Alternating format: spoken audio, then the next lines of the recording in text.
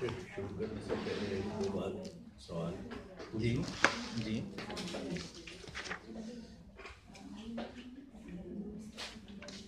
بسم اللہ الرحمن الرحیم. شیخ متاع کب شروع ہوا کب ختم ہوا اس کے اندر ایک بات.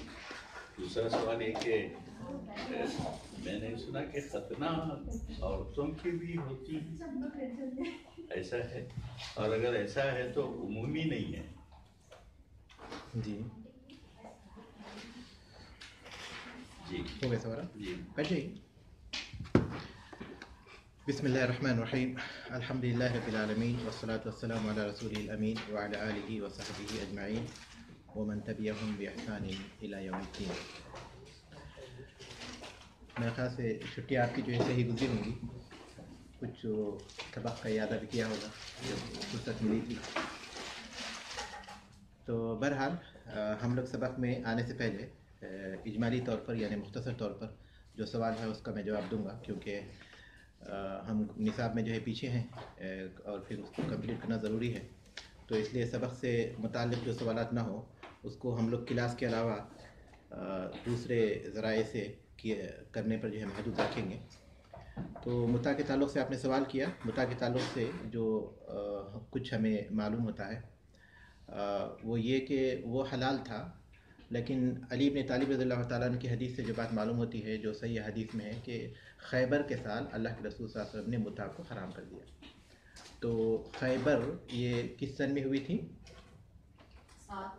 سن 7 میں ہوئی تھی. جی ہاں، سن 7 ہجری میں خیبر ہوئی تھی. تو گویا 7 ہجری میں اللہ کے رسول صلی اللہ علیہ وسلم نے متع کو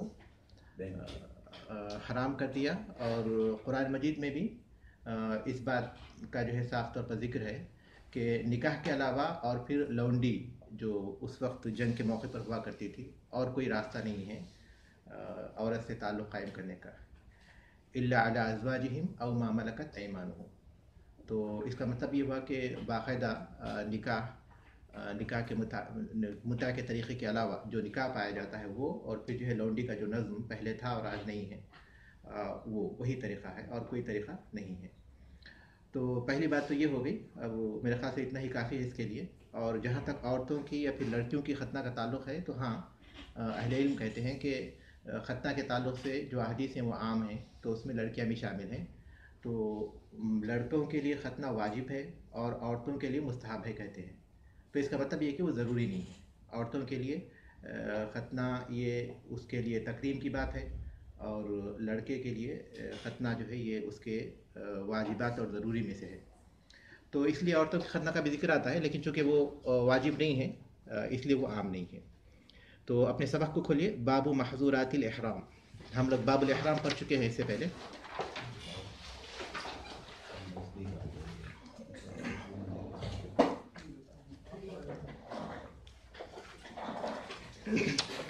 اس سے پہلے جو سبق تھا وہ باب الاحرام تھا نا. باب محظورات الاحرام. سبق کھول چکے ہیں آپ لوگ؟ شروع کریں انشاءاللہ. بسم اللہ الرحمن الرحیم. باب محظورات الاحرام وهي 9: حلق الشعر وقلم الأظفار ففي 3 منها دم وفي كل واحد مما دونه مد طعام وهو ربع صاع، وإن خرج في عينه شعر فقلعه أو نزل شعره فطفى على عينه أو انكسر ظفره فقصه فلا شيء عليه. الثالث لبس المخيط إلا ألا يجد إزارا فيلبس سراويل أو لا يجد نعلين فيلبس خفين ولا شيء عليه. الرابع تغطية الرأس والأذنان منه. الخامس الطيب في بدنه وثيابه. السادس قتل صيد البر وهو ما كان وحشيا مباحا أو متولدا منه ومن غيره، فأما صيد البحر والأهلي وما حرم أكله فلا شيء عليه. السابع عقد النكاح لا يصح منه ولا فدية فيه. الثامن المباشرة لشهوة فيما دون الفرج، فإن أنزل بها فعليه بدنة وإلا ففيها شاة. التاسع الوطء في الفرج فإن كان قبل التحلل الأول فسد الحج ووجب المضي، ولفظ المضي، ووجب المضي في فاسده والحج من قابل وعليه بدنة، وإن كان بعد التحلل الأول ففيه شاة، ويحرم من التنعيم ليطوف محرما، وإن وطي في العمرة أفسدها وعليه شاة، ولا يفسد النسك بغيره، والمرأة كالرجل إلا أن إحرامها في وجهها ولها لبس المخيط. یہ بابو محظورات الاحرام ہے، اور یہ کس کتاب کا باب ہے؟ کتاب کون سی؟ کس کتاب کا؟ کتاب الحج. کتاب الحج کا باب ہے بابو محظورات الاحرام. تو میں اس کی ترجمانی کرتا ہوں. بابو محظورات الاحرام، احرام کے ممنوع چیزوں کا باب. احرام کی ممنوع چیزوں کا باب، محظورات احرام کا باب بھی ہم کہہ سکتے ہیں آسانی کے ساتھ، آسانی کے لیے. محظورات احرام کا باب یا احرام کی ممنوع چیزوں کا باب. وہی تسعۃ، اور وہ 9 ہیں. حلق الشعری، بال منڈوانا، وقلم الاظفاری، اور ناخن نکالنا. وقلم الاظفاری، اور ناخن نکالنا. اظفار یہ جمع ہے ظفرن کی، ظفرن کی جمع ہے اظفار، جس کے معنی ناخن کے ہیں.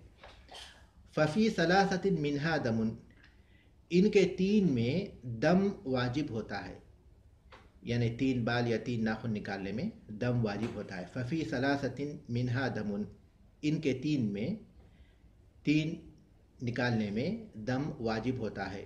وفی کل واحد مما دونہ، اور ہر ایک میں جو اس سے کم ہو، یعنی 3 سے کم، 3 سے کم ہر ایک میں، یعنی 1 یا 2 میں. مد طعام، 1 مد کھانا واجب ہوتا ہے. وہوا ربع صاع، اور وہ 1/4 صاع ہے، 1/4 صاع ہے. وفی کل واحد مما دونہ، اور ہر ایک میں جو اس سے کم یعنی 3 سے کم ہو. مد طعام، 1 مد کھانا ہے. وہوا ربع صاع، اور وہ 1/4 صاع ہے. وَإِنْ خَرَجَ فِي عَيْنِهِ شَعْرٌ، اور اگر اس کی آنکھ میں کوئی بال نکل آئے یعنی گر جائے. فَقَلَعَهُ، اور وہ اسے اکھیڑ دے. وَإِنْ خَرَجَ فِي عَيْنِهِ، اور اگر نکل آئے اس کی آنکھ میں شعر کوئی بال. فَقَلَعَهُ، اور وہ اسے اکھیڑ دے. او نزل شعره، یا اس کا کوئی بال گر جائے. فَطَفَى عَلَى عَيْنِهِ، یا عَيْنَيْهِ، دونوں بھی درست ہیں. اور وہ اس کی آنکھ کو بند کر دے یا آنکھ پر چھا جائے. او نزل شعرہ، یا اس کا بال گر جائے. فطفى علی عینہ، جو اس کی آنکھ پر چھا جائے، آنکھ پر گر جائے، آنکھ کو ڈھانپ لے. او انکسر ظفرہ، یا اس کا ناخن ٹوٹ جائے. فقصہ، اور وہ اسے کاٹ دے. فلا شیء علیہ، تو اس پر کچھ نہیں ہے. الثالث لبس المخیط، تیسری چیز ہے سلے ہوئے کپڑوں کا پہننا. لبس المخیط، سلے ہوئے کپڑوں کا پہننا. الا اللہ یجد ازارا، سوائے اس کے کہ اگر وہ پائجامہ نہ پائے، اگر وہ ازار نہ پائے، تہبند نہ پائے. ازار تہبند کو کہتے ہیں جو آدمی اس کو باندھ لیتا ہے اپنے جسم پر، اپنے ناف سے لے کر نیچے تک. الا اللہ یجد ازارا، سوائے اس کے کہ وہ تہبند نہ پائے. فیلبس سراویلا، تو وہ پائجامہ پہن لے. الا یہ کہ وہ تہبند نہ پائے تو وہ پائجامہ پہن لے. اب لا یجد نعلین، یا وہ جوتیاں نہ پائے. فیلبس خفین، تو وہ موزے پہن لے. او لا یجد نعلین، یا وہ جوتیاں نہ پائے. فیلبس خفین، تو وہ موزے پہن لے. ولا شیء علیہ، اور اس پر کچھ نہیں ہے، یعنی اس پر کوئی فدیہ نہیں ہے. الرابع تغطیۃ الرأس، سر ڈھانکنا. والاذنان منہ، اور کان بھی اسی میں سے ہیں. تغطیۃ الرأس، سر کا کسی چپکنے والی چیز سے ڈھانکنا. یہ اس کے مفہوم کو بھی ادا کر دے گا یہ الفاظ. سر کا کسی چپکنے والی چیز سے ڈھانکنا، سر کو کسی چپکنے والی چیز سے ڈھانکنا. والاذنان منہ، اور کان بھی اسی میں سے ہیں یعنی سر میں ہی سے ہیں۔ الخامس الطیب فی بدنہ و ثیابہ، پانچویں چیز ہے اپنے بدن اور اپنے کپڑوں میں خوشبو لگانا۔ الطیب خوشبو لگانا، فی بدنہ و ثیابہ اپنے بدن اور اپنے کپڑوں میں۔ السادس قتل صید البر، خشکی کے جانور کا شکار کرنا، خشکی کے جانور کا قتل کرنا۔ وہو ما کان وحشیا، وہ جو وحشی ہو یعنی جنگل میں رہنے والا ہو، جنگلی ہو، وہ جو وحشی ہو، مباحن اور مباح ہو، وہ جو وحشی ہو، مباح ہو، متولدا منہ، اس سے پیدا ہوا ہو، ومن غیرہ یا دوسرے سے۔ فاما صید البحر، پس سمندر کا شکار، والاہلی اور گھریلو جانوروں کا شکار، شکار یا قتل یا گھریلو جانوروں کا قتل۔ وما حرم اکلہ، اور وہ جن کو کھانا حرام ہو ان کا قتل۔ فلا شیء فیہ، تو اس میں کچھ نہیں ہے یعنی کچھ فدیہ نہیں ہے۔ فلا شیء علیہ جہاں بھی آئے گا اس کا مطلب یہی ہے کہ اس میں کوئی فدیہ نہیں ہے۔ قتل صید البر، خشکی کے جانور کا شکار یا قتل کرنا۔ وہو ما کان وحشیا، اور وہ جو کہ وحشی ہو یعنی جنگلی ہو، مباحن مباح ہو، جائز ہو، او متولدا منہ ومن غیرہ، یا اس سے پیدا ہوا ہو یا اس کے علاوہ دوسرے سے۔ فاما صید البحر، پس سمندر کا شکار، والاہلی اور گھریلو جانوروں کا قتل، وما حرم اکلہ، یا ان کا قتل، ان جانوروں کا قتل جن کو کھانا حرام ہو، فلا شیء فیہ، تو اس میں کچھ نہیں ہے۔ السابع عقد النکاح، ساتویں چیز ہے نکاح کرنا۔ لا یصح منہ، نکاح اس سے صحیح نہیں ہوتا، یعنی اگر احرام میں جو شخص سے نکاح کرے تو وہ نکاح صحیح نہیں ہوتا۔ لا یصح منہ، نکاح صحیح نہیں ہوتا۔ ولا فدیۃ فیہ، اور اس میں کوئی فدیہ نہیں۔ الثامن المباشرۃ لشہوۃ فیما دون الفرج، شہوت کے ساتھ مباشرت کرنا شرمگاہ کے علاوہ۔ الثامن آٹھویں چیز ہے المباشرۃ لشہوۃ، شہوت کے ساتھ مباشرت کرنا، فیما دون الفرج، فرج یعنی شرمگاہ کے علاوہ میں۔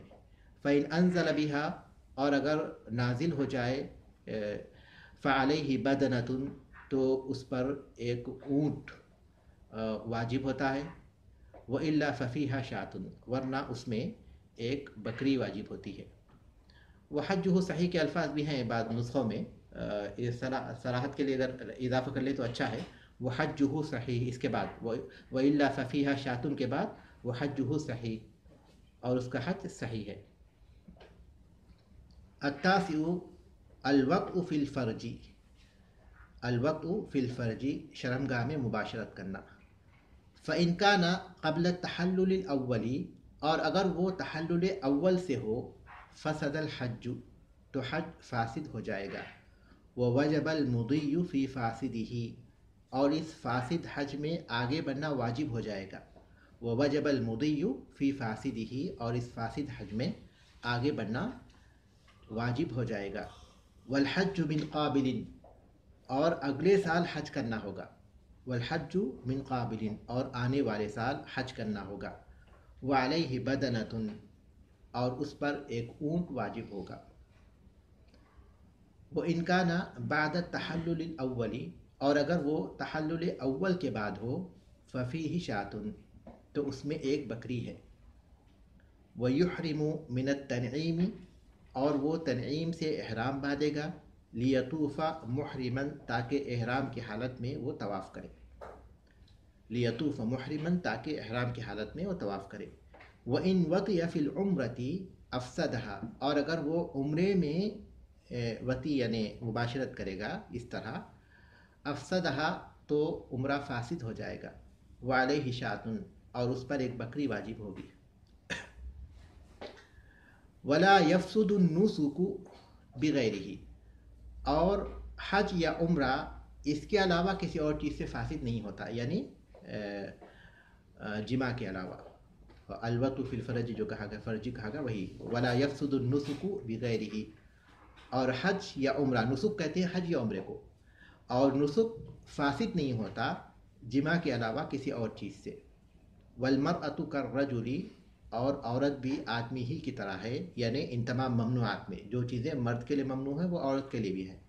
والمرأۃ کالرجل، اور عورت بھی مرد ہی کی طرح ہے، الا سوا اس کے ان احرامہا فی وجہہا، کہ اس کو چہرہ ڈھانکنا حرام ہے. یہ اس کا مفہوم ہے. الا اگر ہم لفظی ترجمہ کریں گے تو وہ ہوگا الا مگر یہ، ان احرامہا کہ اس کا احرام، فی وجہہا اس کے چہرے میں ہے. اس کا مطلب یہ کہ اس کو چہرہ ڈھانکنا حرام ہے. وَلَهَا لُبْسُ الْمَخِيطِ، اور اس کو سلے ہوئے کپڑے پہننا جائز ہے. وَلَهَا لُبْسُ الْمَخِيطِ، یہ فرق ہے. وَلَهَا لُبْسُ الْمَخِيطِ، اور اسے سلے ہوئے کپڑے پہننا جائز ہے. ٹھیک ہے، اب ہم اس کی شرح کر لیں گے. کس کا؟ تا سے التاسع الوقت فی الفرج، جمع کرنا. فإن كان قبل التحلل الأول، اور اگر یہ تحلل اول سے ہو، فسد الحج، حج فاسد ہو جائے گا. ووجب المضی فی فاسدہ، اور اس فاسد حج کو پورا کرنا یا مکمل کرنا یا جاری رکھنا واجب ہوگا. والحج من قابل، اور آنے والے سال حج کرنا ہوگا. وعلیہ بدنۃ، اور اس پر ایک اونٹ ہوگا. وإن كان بعد التحلل الأول، اور اگر وہ تحلل اول کے بعد ہو، ففیہ شاۃ، تو اس میں ایک بکری واجب ہوگی. ویحرم من التنعیم، اور وہ تنعیم سے احرام باندھے گا. لیطوف محرما، تاکہ احرام کی حالت میں طواف کرے. وإن وطی فی العمرۃ، اور اگر وہ عمرے میں جمع کرے، افسدہا، تو اس کا عمرہ فاسد ہو جائے گا. وعلیہ شاۃ، اور اس پر ایک بکری واجب ہوگی. ولا یفسد النسک بغیرہ، اور حج یا عمرہ جمع کے علاوہ کسی اور چیز سے فاسد نہیں ہوتا. والمرأۃ کالرجل، اور عورت آدمی ہی کی طرح ہے. الا ان احرامہا فی وجہہا، مگر یہ کہ احرام کی حالت میں اسے چہرہ ڈھانکنا حرام ہے. ولہا لبس المخیط، اور اسے سلے ہوئے کپڑے پہننا جائز ہے. حج اور عمرہ کے درمیان آدمی جب احرام باندھ لیتا ہے تو اس پر کچھ چیزیں ضروری ہو جاتی ہیں، کچھ چیزوں سے بچنا اس پر ضروری ہے. اس کا بیان ہے. آپ نے حج اور عمرہ کیا ہوگا اور اس باب کو جو ہے پڑھا بھی ہوگا، لیکن اب ایک طالب علم کی حیثیت سے پڑھ رہے ہیں جس میں زیادہ تفاصیل ہیں. ہر حج عمرے کرنے والے کو یہ پابندی کرنی چاہیے، یہ واجب ہے. لیکن ایک طالب علم نہ صرف یہ کہ وہ ان پابندیوں کو جانتا ہے بلکہ ان تفصیلات سے بھی واقف ہوتا ہے جو اس سے متعلق ہوتی ہیں. باب محظورات الاحرام. محظورات، یہ محظور کی جمع ہے جس کے معنی ممنوع کے ہیں. محظور ممنوع اور محظورات ممنوعات. سورہ اسراء میں اللہ تبارک تعالیٰ نے فرمایا وما کان عطاء ربک محظورا، اور تمہارے رب کی بخشش ممنوع نہیں ہے، یعنی کسی سے روکی نہیں جاتی. تمہارے رب کی بخشش عام ہے، روکی نہیں جاتی. تو محظور کا لفظ اس آیت میں استعمال ہے جس کے معنی ممنوع کے ہیں. تو محظور کے معنی ممنوع کے ہیں اور محظورات کے معنی ہیں ممنوعات. احرام کہتے ہیں نیت الدخول فی الحج. احرام نیت الدخول فی الحج، حج میں یا عمرے میں داخل ہونے کی نیت کرنا، یہ احرام ہے. تو باب محظورات الاحرام کا مطلب ہوا کہ احرام باندھنے کی وجہ سے، احرام باندھنے کے سبب سے ممنوع ہونے والی چیزیں. یہ اہل علم کہتے ہیں کہ یہ اضافت الشیء الی سببہ، اس باب سے ہے. اضافت الشیء الی سببہ، یعنی کسی چیز کو اس کے سبب کی طرف اضافت دینا. یہ ان ممنوعات کا سبب کیا ہے؟ احرام. احرام ان ممنوعات کا سبب ہے، تو اس لیے کہا محظورات الاحرام، یعنی وہ محظورات، وہ ممنوعات جو احرام کے سبب سے ہو جاتی ہیں، وہ ممنوعات جو احرام کی وجہ سے انسان پر ضروری ہو جاتی ہیں. تو احرام حج یا عمرے میں داخل ہونے کے بعد آدمی پر، چاہے مرد ہو یا عورت، جو چیزیں ممنوع ہو جاتی ہیں ان کا باب ہے. وہی 29، اور وہ 9 ہیں. قرآن کی کسی آیت میں یا کسی حدیث میں اس بات کا ذکر نہیں کہ محظورات احرام 9 ہے اس عدد کے ساتھ. 9 کے عدد کے ساتھ قرآن میں یا حدیث میں کہیں ذکر نہیں آیا. پھر اس کے 9 ہونے کا ذکر کس طرح کیا گیا؟ تو اس کو اہل علم کہتے ہیں التتبع والاستقراء. اہل علم نے قرآن کا مطالعہ کیا، حدیثوں کا مطالعہ کیا، تو ان کو یہ 9 چیزوں کے علاوہ کوئی اور چیز نظر نہیں آئی جو اس حالت میں منع ہوتی ہے. تو اس کو کہتے ہیں اہل علم التتبع والاستقراء. تو 9 کا جو عدد ہے، 9 کا جو عدد ہے، وہ کسی آیت میں اس عدد کے ساتھ نہیں ہے کہ 9 ہے، نہ کسی حدیث میں ہے، لیکن اہل علم نے تتبع و استقراء کے ذریعے اس کو استخراج کیا کہ یہ 9 چیزیں ہیں جو اس حالت میں منع ہوتی ہیں، احرام کی حالت میں. التتبع تا تا با عین والاستقراء الاستقراء. اس میں اختلاف نہیں ہے شیخ؟ نہیں، ممنوعات میں اختلاف نہیں، تفصیلات میں اختلاف ہے لیکن ان کی عدد میں کوئی اختلاف نہیں ہے. حلق الشعری، اور اگر کوئی اختلاف ہے بھی تو قابل اعتبار نہیں. حلق الشعری، بالوں کو موننا، بالوں کو نکالنا. حلق الشعری، بالوں کو نکالنا. حلق کی جگہ پر یہاں اگر ازالہ کے الفاظ ہوتے تو زیادہ بہتر ہوتے، ازالتن. حلق کیونکہ اصل چیز بالوں کو نکالنا ہے، چاہے وہ منڈوا کر نکالیں یا ہاتھوں سے کھینچ کر نکالیں یا پھر جو کریم وغیرہ کے ذریعے نکالیں. بالوں کو نکالنا منع ہے، چاہے وہ کسی بھی حیثیت سے حلق کے ذریعے نکالیں یا پھر نطف یعنی کھینچ کر نکالیں یا پھر کسی کریم وغیرہ کے ذریعے نکالیں. تو اصل جو چیز ہے وہ کیا ہے؟ بالوں کو نکالنا ہے، چاہے وہ کسی بھی حیثیت سے ہو. تو سب سے پہلی چیز ہے بال نکالنا، سب سے پہلی چیز ہے اپنے بالوں کو نکالنا. اور یہاں انہوں نے کہا حلق الشعری، بالوں کو نکالا، یہ نہیں کہا حلق شعر راسی، نہیں کہا سر کے بالوں کو نکالنا نہیں کہا. تو اس کا مطلب یہ ہوا کہ جسم کے کسی بھی حصے کے بال نکالنا احرام کی حالت میں منع ہے، چاہے مونچھ کے بال ہو، چاہے بغل کے بال ہو، یا کسی بھی حصے کے بال ہو. تو یہ بال نکالنا منع ہے اس کی احرام کی حالت میں. اس کی اصل جو ہے اللہ تبارک و تعالیٰ کا یہ فرمان ہے جو سورہ بقرہ میں ہے، وَلَا تَحْلِقُوا رُؤُوسَكُمْ حَتَّى يَبْلُغَ الْهَدْيُ مَحِلَّهُ، اور اپنے سر نہ مڈواؤ یہاں تک کہ قربانی کا جانور اس کے مقام تک پہنچ جائے، یہاں تک کہ قربانی کا جانور اس کے مقام تک پہنچ جائے. تو قربانی کا جانور اس کے مقام تک کس تاریخ کو پہنچتا ہے؟ 10 کو، جب آدمی مینا میں جبر عقبہ کو کنکریاں مار لیتا ہے تو اس کے بعد وہ قربانی کرتا ہے. تو اس کا مطلب یہ ہوا کہ بالوں کو نکالنے سے منع کیا گیا جب تک کہ وہ 10 تاریخ نہیں آتی. تو احرام کی حالت میں گویا بال نکالنا منع ہوا. تو وہ آیت اصل ہے بالوں کو نکالنے کے سلسلے میں. سر کے بالوں کا ذکر آیا تو دوسرے بال اسی پر قیاس کیے گئے، جب وہ نکالنا منع ہے تو پھر دوسرے بالوں کو بھی نکالنا منع ہے.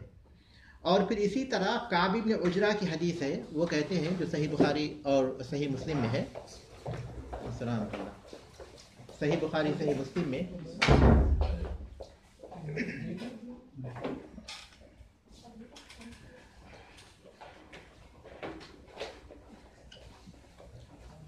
کعب بن عجرہ رضی اللہ تعالیٰ عنہ کی حدیث ہے کہ اس سال جب کہ مسلمان روک دیے گئے تھے 6 ہجری میں، جب عمرے کے لیے نکلے تھے، تو وہ بتاتے ہیں کہ ان کے سر میں جوئیں بہت ہو گئی تھی جس کی وجہ سے انہیں بہت تکلیف ہو رہی تھی اور وہ احرام کی حالت میں تھے.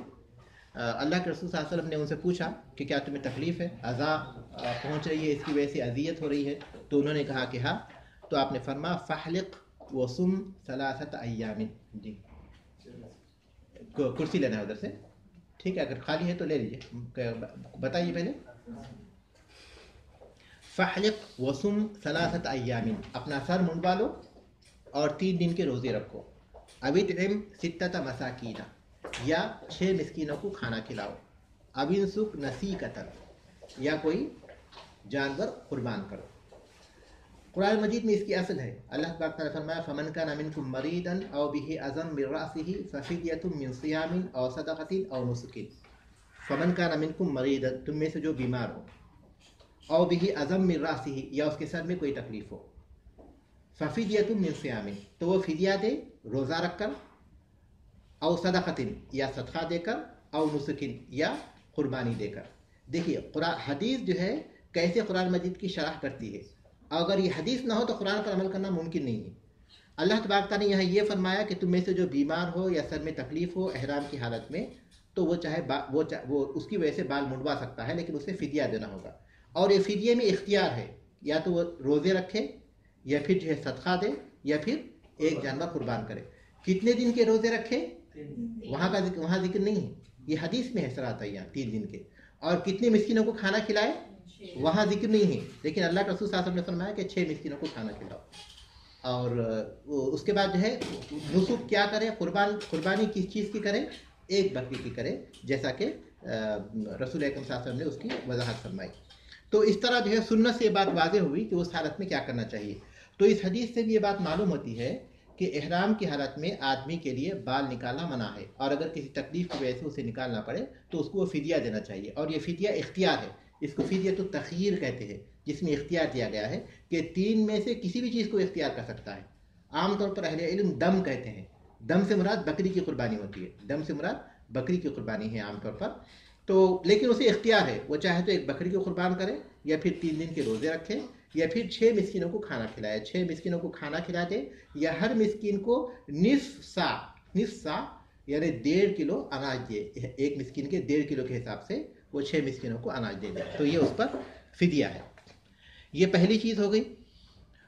اور دوسری چیز ہے قلم الاظفاری، ناخنوں کو نکالنا، ناخن نکالنا چاہے وہ کسی بھی ذریعے سے نکالے، اس کو جو ہے توڑ کر نکالے یا پھر نیل کٹر کے ذریعے نکالے، کسی ذریعے سے نکالے، ناخنوں کو نکالنا منع ہے۔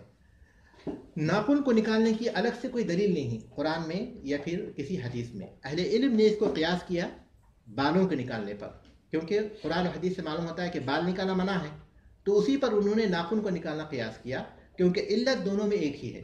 احرام کی حالت میں آدمی پر جو پابندیاں عائد کی گئی ہیں، اور آدمی جس حالت میں ہوتا ہے اس کی وجہ کیا ہے کہ آدمی اپنی ذلت کا اور اپنے فقر کا، اپنی محتاجی کا، اپنی پریشان حالی کا اللہ تبارک تعالیٰ کے سامنے زبان حال سے اظہار کرتا ہے کہ وہ اس قدر عاجز ہے، اس قدر محتاج ہے اللہ تبارک تعالیٰ کے سامنے۔ تو اس حالت میں آدمی کو وہ کچھ چیزیں منع کی گئی تاکہ اس کی وہ پریشان حالی واضح رہے، اس میں اسی میں سے بالوں کو نکالنا بھی ہے، کیونکہ آدمی بال نکالتا ہے تاکہ اپنی زیب و زینت ہو، اپنی خوبصورتی ہو۔ اس کو اہل علم کہتے ہیں ترفع، تارافاہا کہتے ہیں، ترفع کے لیے آدمی بال نکالتا ہے تاکہ زیب و زینت اور جو ہے حسن و جمال، خوبصورتی، ورنہ بال اگر الجھے ہوئے رہے تو آدمی بدصورت لگتا ہے، تو اس کو کہتے ہیں ترفع۔ تو جو مقصد بال نکالنے میں پایا جاتا ہے وہی مقصد ناخن میں بھی پایا جاتا ہے، کہ یہ بھی آدمی زیب و زینت کے لیے کرتا ہے تاکہ وہ گندگی وغیرہ نہ ہو۔ تو علت دونوں میں ایک ہے، علت بال نکالنے میں جو علت پائی جاتی ہے وہی ناخن نکالنے بھی پائی جاتی ہے، تو اس علت کی وجہ سے اہل علم نے ناخن نکالنے کو قیاس کیا کس پر؟ بال نکالنے پر، تو اس لیے اس کو بھی منع، اس کو بھی جو ہے اس میں شامل کیا۔ یہ دوسری چیز ہے ناخن کو نکالنا۔ اللہ یہ کہ عبداللہ ابن عباس رضی اللہ تعالیٰ عنہ سے قرآن مجید کی جو آیت سورۃ الحج میں ہے ثم لیقضوا تفثهم، پھر وہ اپنا میل کچیل دور کرے، یعنی 10 ذی الحجہ کو حجاج کرام کا ذکر کرتے ہوئے اللہ تبارک تعالیٰ کا ثم لیقضوا تفثهم، پھر ان کو چاہیے کہ وہ اپنے میل کچیل کو دور کرے۔ اس کی تفسیر میں عبداللہ ابن عباس اللہ تعالیٰ فرماتے ہیں کہ اس سے مراد ہے اپنے بال نکالنا اور اپنے ناخن نکالنا اور اپنے زیر ناف کے بال صاف کرنا۔ تو اس تفسیر کو اگر لیتے ہیں تو گویا قرآن میں بھی اشارہ ہے اس کی طرف، ناخن نکالنے کی طرف قرآن میں بھی اشارہ ہے، کیونکہ اللہ تبارک تعالیٰ نے 10 ذی الحجہ کے دن وہ کام کرنے کے دنوں میں لیقضوا تفثهم کہا کہ اپنی گندگی کو دور کرے، میل کچیل کو دور کرے۔ تو اس کا مطلب یہ ہوا کہ اس سے پہلے وہ کیا ہو جائے گا؟ منع ہو جائے گا، اس سے پہلے وہ منع ہو جائے گا۔ تو اس تفسیر کی روشنی میں گویا قرآن میں بھی اشارہ کیا گیا، ورنہ عام طور پر اس کی جو دلیل ہے وہ یہی کہ اس کو کس پر قیاس کیا گیا؟ بال نکالنے پر قیاس کیا گیا۔ تو واضح ہو گئی 2 چیزیں، ایک تو بال نکالنا منع ہے اور دوسری کون سی چیز منع ہے؟ ناخنوں کو نکالنا۔ جی آیت کون سی بتائی ہم نے قرآن پاک کی جس کی روشنی میں مطلب اشارہ ہے کیا ہے؟ ثم لیقضوا تفثهم ولیوفوا نذورهم ولیطوفوا بالبیت العتیق، سورۃ الحج۔ ففی ثلاثۃ منها دم، 3 میں دم واجب ہوتا ہے۔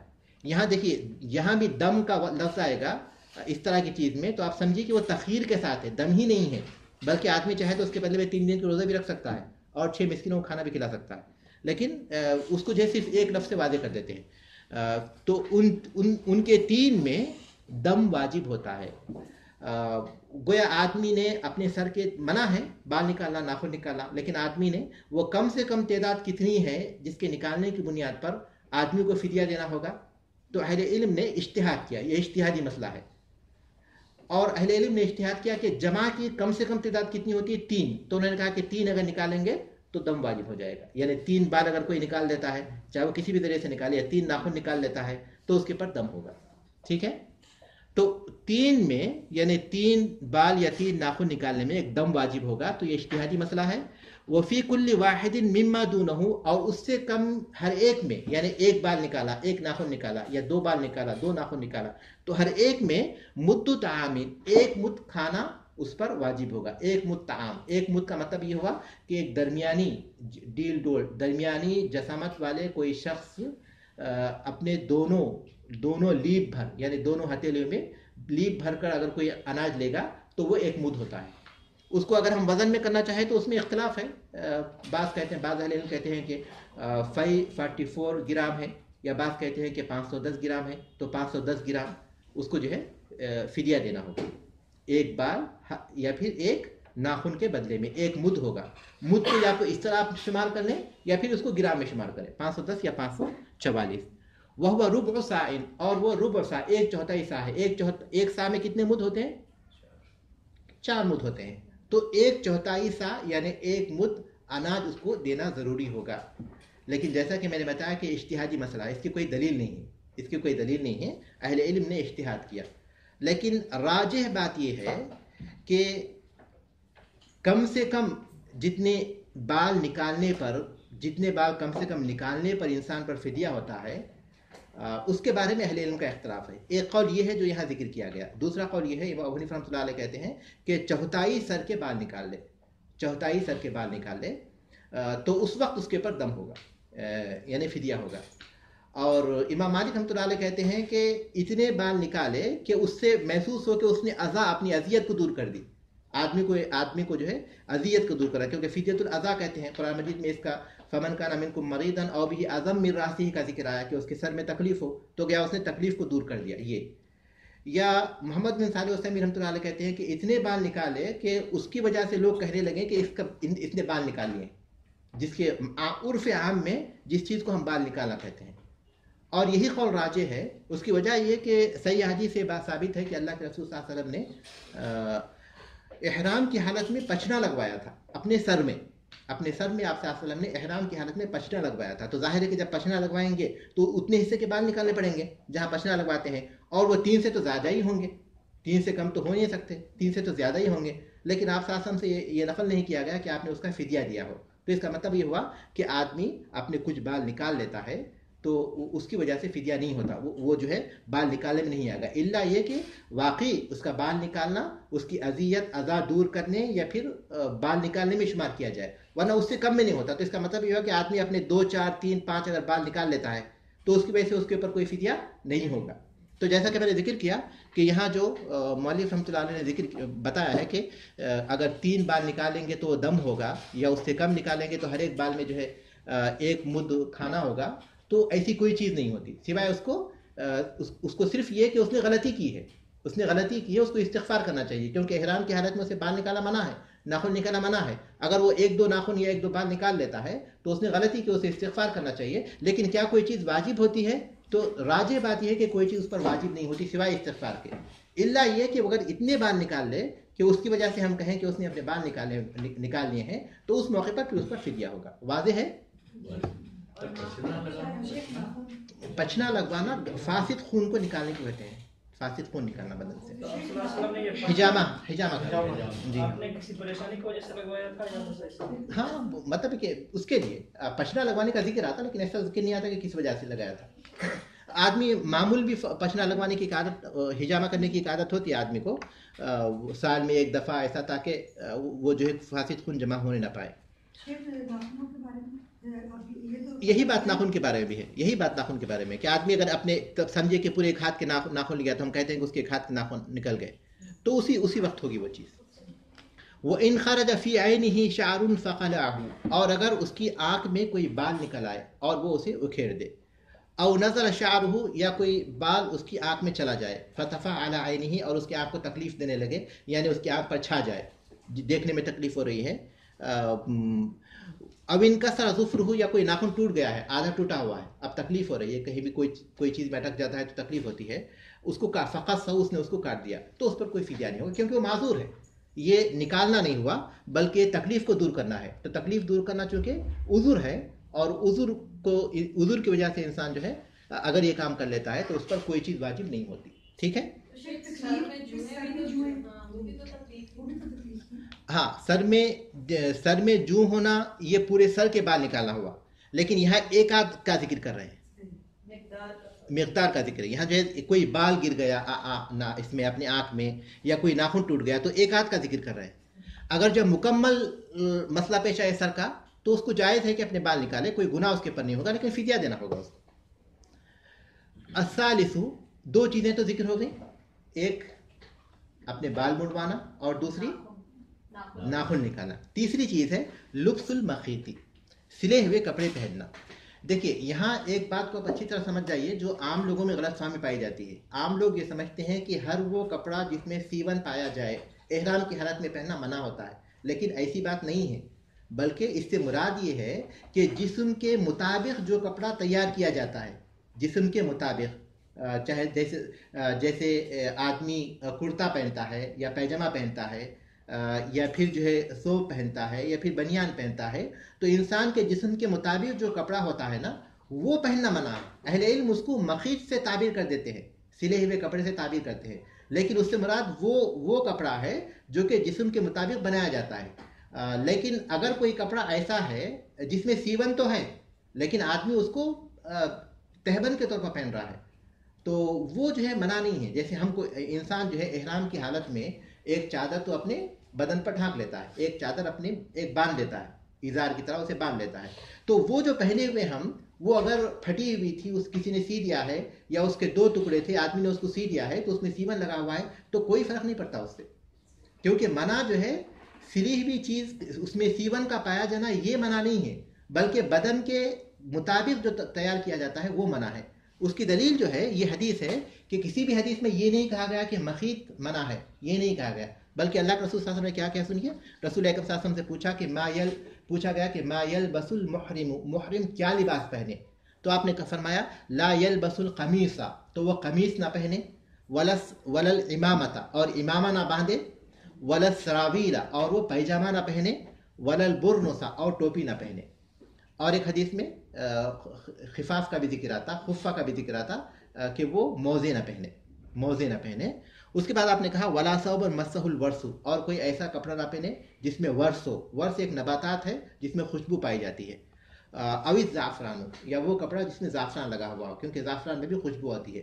تو اس حدیث میں آپ نے رسول اکرم صلی اللہ علیہ وسلم نے 4 چیزوں سے منع کیا. پہلی چیز آپ صلی اللہ علیہ وسلم نے کہا کہ اس کو چاہیے کہ قمیص نہ پہنے، پھر آپ نے دوسری چیز کہا کہ وہ امامہ نہ باندھے، تیسری چیز کیا کہا آپ نے، پیجامہ، اور چوتھی چیز ٹوپی. ایک اور حدیث میں کس چیز کا ذکر آیا، موزہ کا ذکر آیا. تو اس میں اس لیے کہ یہ جسم کے حجم کے مطابق تیار کیا جاتا ہے، جسم کے ناپ کے مطابق وہ چیزیں بنائی جاتی ہیں، تو اس وجہ سے وہ چیزیں منع ہیں. لیکن اگر آدمی کوئی اپنی مثال کے طور پر کوئی آدمی جو پیجامہ پہنتا ہے، وہ اپنے پیجامے کو یا پھر جو ہے اپنی قمیص اس کا بہت بڑی ہوتی ہے وہ اس کو پھاڑ لیتا ہے، اور اس میں سیون تو ہے لیکن اس نے پھاڑ دیا، اس طرح کہ اب اس کو باندھا جا سکتا ہے اپنے جسم پر، تو وہ منع نہیں ہوگا، کیونکہ اس نے قمیص کے طور پر نہیں پہنا اس کو، بلکہ ایک چادر کے طور پر اس کو جو ہے کیا کیا ہے، اپنے جسم پر لپیٹ لیا. تو یہ ایک بات ہے جس کو اچھی طرح سمجھنا چاہیے کہ کسی بھی کپڑے میں سیون کا پایا جانا یہ منع نہیں ہے، بلکہ اس کے جسم کے مطابق وہ کپڑا اگر بنایا گیا ہے تو وہ منع ہوگا، ورنہ منع نہیں ہوگا. جی ہاں، کیونکہ جسم کے مطابق تیار کی جاتی ہے ہر وہ چیز جو جسم کے مطابق، اسی لیے موزے ہیں وہ جسم کے مطابق تیار کیے جاتے ہیں، منع ہے. ٹوپی ہے وہ اسی کے مطابق تیار کی جاتی ہے تو وہ منع ہوگا. شیخ مرد جو ہے وہ تہبند کے اوپر پلاسٹک سے بنا ہوتا ہے، نہیں وہ یوں کریں کہ اس کا ایک وہ بنائی انہوں نے جس طرح اظہار بند ڈالنے والی جگہ، اور بس اس کو جگہ پہ رکھنے کے لیے، تو یہ صحیح ہوگا؟ بالکل صحیح ہے، کوئی حرج نہیں ہے اس میں. اچھا، بیلٹ لازمی نہیں ہے؟ نہیں، بالکل. آپ نے اگر اس چیز کو سمجھ لیا ہے تو وہاں فیصلہ کر سکتے ہیں کہ وہ کوئی ایسی چیز نہیں ہے جو جسم کے مطابق بنائی گئی ہو، آدمی اس کو باندھے رکھنے کے لیے باندھتا ہے، اس میں کوئی حرج نہیں ہے. ٹھیک ہے. اس کے بعد ہے اللہ، یہ صرف مرد کے لیے ہے، یہ مرد کے لیے ہے. عورتوں کے لیے تو پھر وہ اپنے جسم کے مطابق بنائے ہوئے کپڑوں کو پہنیں گے، وہ عورتوں کے لیے منع نہیں ہے. عورتیں تو انہی کپڑوں میں احرام باندھیں گی جو کپڑے وہ پہنتی ہیں، زیب و زینت اختیار نہیں کریں گی، لیکن اپنے سلے ہوئے کپڑوں میں جو ان کے جسم کے ناپ کے مطابق یا پھر جس طرح بھی تیار کیے جاتے ہیں ان کپڑوں وہ پہنیں گے. مرد کے لیے ہے کہ وہ ایسے کپڑے نہ پہنے جو اس کے جسم کے مطابق سیے گئے ہوں. اس کے سیون کا پایا جانا یہ منع نہیں ہے، بلکہ ان کے جسم کے مطابق ان کو سلنا یہ منع ہے. تو لبس المخیطی سلے ہوئے کپڑوں کو پہننا، اس سے مراد الثوب المفصل علی الاعضاء، وہ کپڑے جو جسم کے اعضاء کے مطابق سلے گئے ہوں، جسم کے اعضاء کے مطابق تیار کیے گئے ہوں. اللہ یجد ازارا فیلبس سراویلا، الا یہ کہ وہ کوئی تہبند یا پھر لنگی نہ پائے، یعنی وہ چادر جو وہ باندھ لیتا ہے نیچے وہ نہ پائے. فیلبس ازارا سراویلا، تو وہ پائجامہ پہن لے، کیونکہ ظاہر ہے کہ بدن کو ڈھکنا ضروری ہے. اب اس کے پاس معذور ہے، وہ معذور ہے کہ اس کے پاس کوئی ایسی چادر نہیں ہے، تہبند کے طور پر کوئی چیز نہیں ہے جس کو وہ باندھ سکے، تو اس کو چاہیے کہ وہ اس صورت میں پائجامہ پہن لے. اولا یجد نعلین، یا پھر وہ جوتیاں نہیں پاتا، جوتیاں نہیں ہیں اس کے پاس، یا پھر اس کے پاس جوتیاں نہیں ہیں. فیلبس خفین، تو اس کو چاہیے کہ پھر وہ موزے پہن لے، کیونکہ موزے منع ہے. لیکن اگر نہیں ہے اس کے پاس جوتی پہننے کے لیے تو وہ موزے پہن لے. ظاہر ہے کہ اس وقت جو موزے ہوتے تھے عام طور پر چمڑے کے ہوتے تھے، تو وہ جوتی کے طور پر استعمال ہوتے تھے، تو اس لیے جو ہے اس کی وضاحت کی گئی کہ آدمی جو ہے موزے پہن سکتا ہے. ولا شیء علیہ، اور اس صورت میں اس پر کوئی فدیہ نہیں ہوگا. یعنی آدمی کے لیے احرام کی حالت میں پیجامہ پہننا منع ہے اور پھر موزے پہننا منع ہے. لیکن اگر اس کے پاس عذر ہے، اور وہ عذر یہ کہ اس کے پاس تہبند نہیں ہے باندھنے کے لیے، تو اس صورت میں وہ پیجامہ پہن لے سکتا ہے. اور اسی طرح اس کے پاس جوتیاں نہیں ہے پہننے کے لیے تو وہ موزے پہن لے سکتا ہے. یہ عذر ہے، تو عذر کی بنا پر وہ چیز اس کے لیے جائز ہوگی. اور اس کی دلیل یہ حدیث ہے من لم یجد الازار فیلبس السراویل، کہ جو ازار کو نہ پائے وہ پیجامہ پہن لے. ومن لم یجد النعلین فیلبس الخفین، اور جو جوتیاں نہ پائے تو اس کو چاہیے کہ موزے پہن لے. یہ بخاری مسلم کی حدیث ہے. جی سوال تھا آپ کے پاس کوئی؟ موزے کو کاٹنا ضروری ہے؟ ہاں یہ سوال ہے کہ موزے کو اوپر سے کاٹنا چاہیے. تو اس سلسلے میں دو طرح کی احادیث ہیں، کیونکہ عبداللہ ابن عمر رضی اللہ تعالیٰ عنہ نے جس حدیث کا ذکر کیا ہے اس میں اس کا ذکر آتا ہے کہ وہ اپنے ٹخنوں سے اوپر کے حصے کو کاٹ لے، ٹخنوں سے اوپر کے حصے کو کاٹ لے. اور عبداللہ ابن عباس رضی اللہ تعالیٰ نے جو حدیث اوپر بیان کی اس میں اس بات کا ذکر ہے کہ مطلق طور پر ہے کہ وہ موزے پہن لے، کاٹنے کا ذکر نہیں ہے. تو دو حدیث مختلف قسم کے ہیں. ایک عبداللہ ابن عباس رضی اللہ تعالیٰ عنہ سے ہے جس میں موزوں کو کاٹنے کا ذکر نہیں ہے، ٹخنوں سے اوپر کا جو حصہ ہے اس کو کاٹنے کا ذکر نہیں ہے. لیکن عبداللہ ابن عمر رضی اللہ تعالیٰ سے جو حدیث آئی ہے اس میں کاٹنے کا ذکر ہے. تو اس سلسلے میں اہل علم کہتے ہیں کہ جو مطلق حدیث ہے اس کو مقید پر قیاس کرتے ہیں، ترجیح اس کو دیتے ہیں جو مقید ہے. اور مقید کیا ہے؟ کاٹنے کا. جس میں کاٹنا نہیں ہے وہ مطلق ہوئی، اور جس میں کاٹنے کا ذکر ہے وہ مقید ہوئی، تو اس کو ترجیح دیتے ہیں. لیکن دوسرے اہل علم کہتے ہیں کہ عبداللہ ابن عباس رضی اللہ تعالیٰ نے جو بیان کیا، رسول اکرم صلی اللہ علیہ وسلم کا یہ جو فرمان بیان کیا، یہ حجۃ الوداع کے موقع پر ہے، اور یہ آخری بات کی بات ہے. یعنی آخری مرتبہ آپ صلی اللہ علیہ وسلم نے جو حج کیا وہ آخری عمل تھا یہ. تو آخری عمل میں آپ صلی اللہ علیہ وسلم نے صرف جو ہے موضوعوں کو پہننے کا ذکر کیا، اس کو کاٹنے کا ذکر نہیں کیا. تو اس لیے اس کو ترجیح دیتے ہیں اللہ کے رسول صلی اللہ علیہ وسلم کے آخری عمل ہونے کی وجہ سے. تو وہ لوگ کہتے ہیں کہ یہ حکم پہلے تھا کہ آدمی اگر موزے پہننا چاہتا ہے تو اسے کاٹ لیا کرے، لیکن اللہ کے رسول صلی اللہ علیہ وسلم نے اس کے بعد اس میں رخصت دیتے ہوئے اس حکم کو منسوخ کر دیا. تو اس طرح اس میں اختلاف پایا جاتا ہے.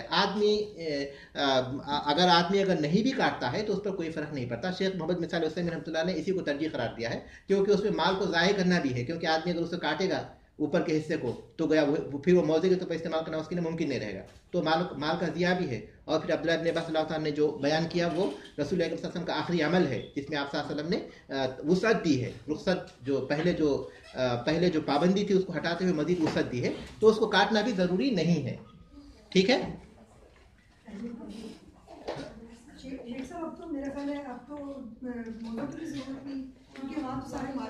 جی ہاں، اب تو اس کی بات نہیں رہی، کیونکہ آدمی جوتی ہی پہن سکتا ہے. البتہ جوتیوں میں آدمی بہت زیادہ پریشان ہو جاتا ہے جب جوتیوں سے جو ہے اس کے پیروں کا اوپر کا حصہ جو ہے ڈھکنے لگتا ہے، تو سمجھتا ہے کہ احرام کی حالت میں پہنے گا نہیں پہنے گا. تو ایسی چیز نہیں ہے. آدمی کو ٹخنے نہیں ڈھانپنا چاہیے، لیکن اپنے پیروں ٹخنوں سے نیچے جو بھی چپل ہوں گے چاہے کسی بھی قسم کے ہو، کوئی حرج نہیں، وہ پہن سکتا ہے. الرابع تغطیۃ الراس. میرا خیال ہے کہ اب ہم لوگ سبق ختم کر لیں گے، اس کے بعد پھر سوال جواب لیں گے، کیونکہ ہم کو 25 منٹ میں سبق کو ختم کرنا ہے. تغطیۃ الراس، اپنے سر کو ڈھانکنا. والاذنان منہ، اور دونوں کان بھی اسی میں سے ہیں. تغطیۃ الراس، سر کو ڈھانکنا، مطلب یہ کہ ایسی چیز سے جو सर को चिपकने वाली हो, जैसे कि टोपी पहनना या इमामा पहनना, ऊपर की हदीस में जिक्र आया इमामा मत बांधो, टोपी मत पहनो, या फिर कोई भी ऐसी चीज़ जो सर को चिपकी हो।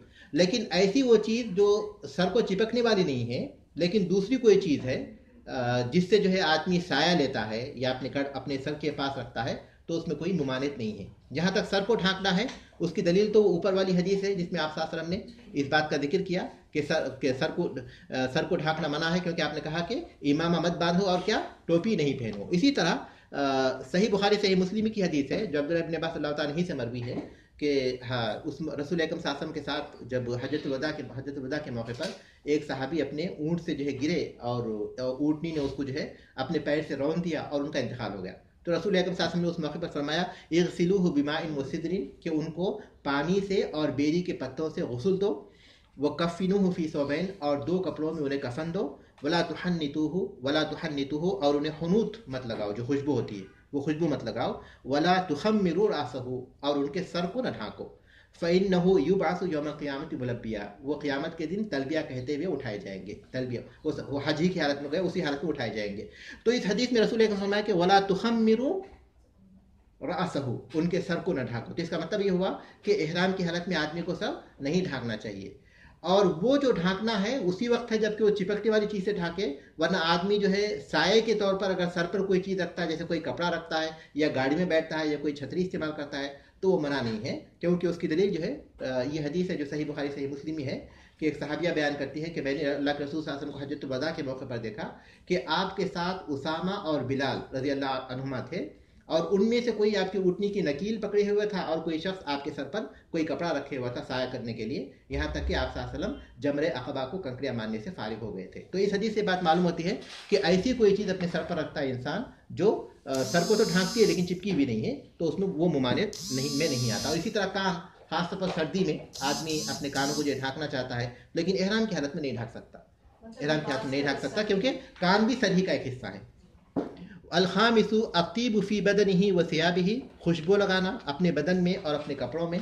जहाँ तक खुशबू लगाने का ताल्लुक़ है, तो एहराम से पहले नीयत करने से पहले आदमी अपने बदन को खुशबू लगा सकता है, लेकिन जब एहराम कर लिया, क्योंकि ये एहराम के बाद की ममनुआत है, जब उसने एहराम कर लिया यानी हज या उम्रे में दाखिल होने की नीयत कर ली, तो उसके बाद ना तो बदन को लगा सकता है और ना ही अपने कपड़ों को लगा सकता है। लेकिन क्योंकि तरफ़्फ़ु जो चीज़ है उससे उसको दूर रहना है, अपनी आजिज़ी का इज़हार करना है उससे, तो इसलिए खुशबू से नहीं लगाना होगा, ना तो अपने बदन में और ना अपने कपड़े में, ना ही अपने खाने में और ना ही अपने पीने में। मिसाल के तौर पर अगर कोई कहवा है जिसमें ज़ाफ़रान इस्तेमाल किया जाता है तो उसे बचना चाहिए। तो खुशबू से मुराद ऐसी खुशबू है जो बाकायदा खुशबू के तौर पर, सूंघने के तौर पर इस्तेमाल की जाती है, जैसे कि ऊद है, अंबर है, मिस्क है, इसी तरह दूसरी चीज़ें हैं। लेकिन ऐसी चीज़ें जो कि खाने पीने में इस्तेमाल होती है लेकिन खुशबू के तौर पर नहीं होती, उनमें कुछ बू आती है, जैसा कि सेब है या फिर जो है ऑरेंज है या कोई ऐसी चीज़ है या कोई साबुन है जिसमें से कोई फ्लावर की जो है कोई खुशबू आती है, तो वो मना नहीं है। तो हर वो चीज़ से बचना चाहिए जो कि खुशबू, एहतियात यही है कि चाय में इलायची से ही बचे, ज़ाफ़रान से बचे और हर उस चीज़ से बचे जो वो खुशबू आती है, तो उसको हम ज़्यादा से ज़्यादा उसको एहतियात कह सकते हैं। वरना मना जो है वो चीज़ है जो खुशबू के तौर पर सूंघने के लिए इस्तेमाल की जाती है, जैसे कि मैंने मिसाल दी मिस्क की, मुश्क की, अंबर की, ऊद की वगैरह की। अच्छा, इसमें इसकी दलील क्या है? जो ऊपर हदीस से गुजर चुकी है, अल्लाह के रसूल सल्लल्लाहु अलैहि वसल्लम ने उस शख्स के बारे में जिसका इंतकाल हुआ, तो आपने क्या कहा था? वला तुहन्नितूहु, उसे हुनूत मत लगाओ क्योंकि वो एक तरह की खुशबू है। और उसी तरह ऊपर एक हदीस गुजर चुकी जिसमें रसूल ने फरमाया कि वला सौबन मस्सहुल वर्स वला ज़ाफ़रान, कि कोई भी ऐसा कपड़ा ना पहने एहराम की हालत में जिसको वर्स या ज़ाफ़रान लगा हो, क्योंकि ये दोनों खुशबू पाई जाती, इन दोनों में खुशबू है। अस्सादिस क़त्लु सैदिल बर्री, खुश्की के जानवर का शिकार करना। अलबर से ये बात मालूम होती है कि अलबहर जायज़ है, समंदर के जानवर का शिकार करना जायज़ है, ठीक है। बर का जो उन्होंने जिक्र कर दिया तो इसका मतलब है कि समंदर जायज़ है। वह हुआ माकान वहशियन, और वो जो हैवान वहशी हो, जंगल में पाया जाने वाला हो, मसलन नील गाय है, हरन है वगैरह। अलवहशी से ये बात मालूम हुआ कि वो जो जंगल में नहीं पाए जाते बल्कि शहरों में, आबादी में पाए जाते हैं, वो हलाल है उनको कत्ल करना, उनको ज़ुबाह करना, जैसे कि बकरी है, मुर्गी है या ऊँट है या गाय है, क्योंकि वहशी की उन्होंने दूसरी क़ैद लगाई। तीसरी उन्होंने कहा कि मुबाहन, वो जो कि मुबाह हों, जैसे कि जिनको खाया जाता है, जैसे कि नील गाय है, हरन है। اور وہ جن کو کھایا نہیں جاتا حرام ہے ان کو مارنا غلط نہیں ہے، جیسے کہ شیر ہے، چیتا ہے، کتا ہے، یا پھر اسی طرح دوسرے ہم اس میں لیتے ہیں کیڑے مکوڑے میں تو جھنگور ہیں، چونٹیاں ہیں، بچھو ہیں، سانپ ہے، یہ ساری چیزیں جو حلال نہیں ہیں۔ تو 3 باتوں کا انہوں نے ذکر کیا۔ سب سے پہلے یہ کہ ایسے جانور کا شکار کرنا جو کہ خشکی میں پایا جاتا ہو، تو مطلب ہے کہ سمندر کا حلال ہے۔ اور پھر دوسرا انہوں نے ذکر کیا کہ وہ جو کہ وحشی ہو، جو جنگلوں میں ہو، تو اس کا مطلب ہے کہ جو گھروں میں جو شہری آبادی میں ہوتا ہے وہ جائز ہے۔ اور تیسرا انہوں نے کہا کہ وہ جو مباح ہے، جن کو کھانا جائز ہے، تو اس کا مطلب ہے کہ جن کو کھانا جائز نہیں ہے ان کو قتل کیا جا سکتا ہے ضرورت پر۔ متولدا منہ ومن غیرہ، اس کا کیا مفہوم ہے؟ وہ جو اس سے پیدا ہوتا ہو یا پھر اس کے علاوہ سے، اس کے علاوہ سے۔ اس کا مفہوم یہ ہے کہ وہ جانور جو کہ حلال ہے اور ایک جانور حرام ہے، اور ان سے تعلق قائم ہو گیا 2 جانوروں کا، اس کے نتیجے میں بچہ ہوا۔ اہل علم نے اس کی ایک مثال دی ہے، جیسے کوئی بھیڑیا ہے، بجو سے تعلق قائم کرتا ہے، اور بجو اہل علم کے راجح قول کے مطابق حلال ہے، اور بھیڑیا کیا ہے؟ حرام ہے۔ تو بھیڑیا ایک بجو سے تعلق قائم کرے اور اس سے کوئی اولاد ہو جائے۔ بجو یہ لکڑ بھگا بھی بولتے ہیں اس کو، لکڑ بھگا بھی بولتے ہیں اس کو۔ ہاں، تو اس سے جو ہے اولاد ہو جائے، تو اب اس میں وہ کیا ہو جائے گا؟ اس میں جو ایک جانور ایسا ہے جو کہ حلال ہے اور دوسرا جانور کیا ہے؟ حرام ہے۔ تو تغلیباً جو ہے اس کو حرام سمجھا جائے گا، تغلیباً اس کو حرام سمجھا جائے گا۔ تو یہی ہے کہ وہ جو اس سے پیدا ہوا ہو، یعنی کوئی جانور جو کہ حلال ہے، اس کا دوسرے جانور سے تعلق قائم ہوا جو کہ حلال نہیں ہے، اس کے نتیجے میں اولاد ہوئی، تو ہم تقریباً کیا سمجھیں گے؟ اس کو حرام سمجھیں گے۔ تو وہ ہے، وہ مطلب ہے متولد منہ ومن غیرہ کا۔ ہاں، خچر بھی حرام ہے، خچر بھی حرام ہے، کیونکہ گھوڑا حلال ہے اور گدھا حرام ہے، تو اس کے نتیجے میں خچر پیدا ہوتا ہے، تو تقریباً خچر کو حرام سمجھا جائے گا۔ فاما صید البحر، پس خشکی کا سمندر کا شکار ہے، دریا کا شکار ہے، والاہلی، اور گھریلو جانوروں کا قتل ہے، وما حرم اکلہ، اور وہ جن کو کھانا حرام ہے ان کو قتل کرنا ہے، فلا شیء علیہ، تو ان پر کچھ نہیں ہے، یعنی وہ حلال ہیں۔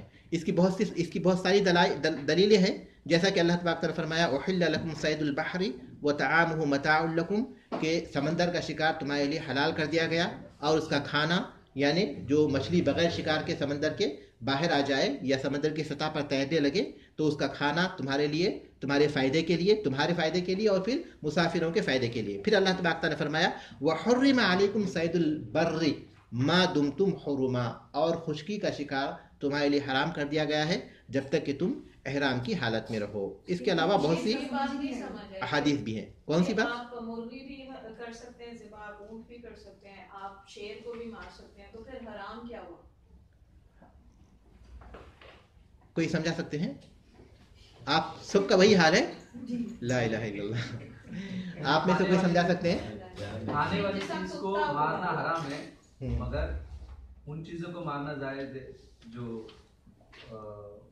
حرام نہیں ہے۔